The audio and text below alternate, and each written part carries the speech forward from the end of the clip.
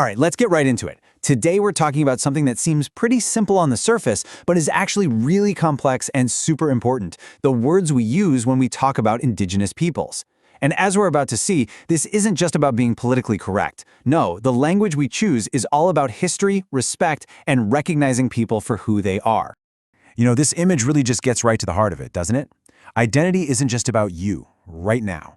It's about where you come from. It's this deep connection that gets passed down from one generation to the next, and the language we use to honor that connection, well, that's what we're here to unpack. For way too many indigenous people, this is a question they've heard their whole lives. Think about it. It's so blunt, it's jarring, and it basically forces a person to boil down their entire culture and heritage into a quick answer for a stranger. It really shows you what's at stake in this conversation. So that brings us to our first section. What's in a name? We're going to start by looking at a question that a lot of people have, and, it usually comes from a good place. Now, this is the more polite version, right? It's a question that Indigenous advocates and educators get asked all the time. And it comes from a genuine desire to be respectful, which is great. But it also points to the fact that a lot of people just need a little more clarity. And here's the thing, the most crucial point to understand. The words we pick are never neutral. They aren't just empty labels. They are absolutely packed with history, with power dynamics, and with our intention to show respect or our lack of it. So this isn't about getting bogged down in the tiny details. It's about acknowledging a long and often very painful history and simply giving people the dignity they deserve.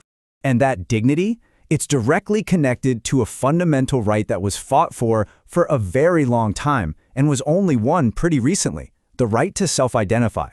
To really get why this is such a big deal, we got to look at a little bit of history and international law. Just look at the difference here. It is night and day. On the left, you've got this 1957 convention that was all about assimilation. It had this really paternalistic view, and look at the language: populations. But then, fast forward to 1989 on the right, Convention 169 completely flipped the script. The goal became self-determination. The view became empowering. And the language? It changed from populations to peoples, which was a huge deal in recognizing their collective rights. And this timeline, wow, it really shows you just how long and how hard that fight was. For decades after the UN was founded, indigenous peoples were basically invisible in international law. It took all the way until 1989 for self-identification to become a legal standard, and then until 2007 for the big UN declaration to be adopted. We're talking about very, very recent history here. Okay, so that brings us to a more global perspective, because while that right to self-identify is now universal, the actual terms that people use for themselves, well, they're incredibly diverse, reflecting all these unique cultures and histories from all over the planet. And just to give you an idea of the scale we're talking about, look at this number. The UN estimates there are over 476 million indigenous people in more than 90 countries. So this isn't some small, niche group we're talking about. This is a huge and absolutely vital part of our global community. Now, at the global international level, the preferred term is indigenous peoples. And I want you to pay close attention to that little S on the end of peoples, because it is so important. It's completely intentional. It's there to signal that we are not talking about one single monolithic group. We're talking about hundreds and hundreds of distinct peoples, each with their own unique culture, their own language, their own identity. All right, let's zoom in a bit and look at some regional examples. Up in Canada, you have 3 constitutionally recognized groups: First Nations, Inuit, and Métis. And while they each have their own very distinct identity, the common umbrella term that's used to respectfully refer to all 3 is Indigenous. Then you hop over to the United States. You'll hear Native American used a lot, and the official legal term you'll see on government forms is often American Indian or Alaska Native. But here's the key takeaway. The most respectful thing you can do always is to be specific. Using a person's tribal nation, like saying they're Chumash or Navajo or Lakota, that shows the highest level of respect and recognition. And this is a really powerful example of how language isn't static, it evolves. In Australia, the term Aboriginal, which, was once a term imposed by colonizers, has been reclaimed by so many people. It's now used with pride as a symbol of survival and political strength. The most accurate way to refer to the Indigenous peoples of Australia is to recognize the 2 distinct groups, Aboriginal and Torres Strait Islander people. And look, we could go on and on, from the Quechua in Latin America to the San in Southern Africa to the Ainu in Japan. The specific names and identifiers are different everywhere, but the core principle, The one universal rule is always the same. Let people identify themselves. Respecting how communities and individuals define themselves is the guide you should always follow. So the big question is, what do we do with all this information? How can we actually put this into practice and make sure we're being respectful?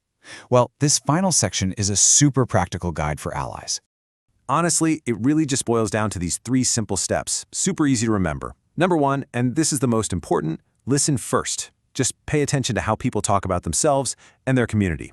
2, whenever you possibly can, use a person's specific nation. And 3, if you're not sure, just mirror the language they use. If they use a broader term, it's usually okay for you to do the same. It's a simple but incredibly powerful way to show respect. Okay, and here's a really important note on what's called in-group language. Some words and terms are really just meant for community members to use with each other.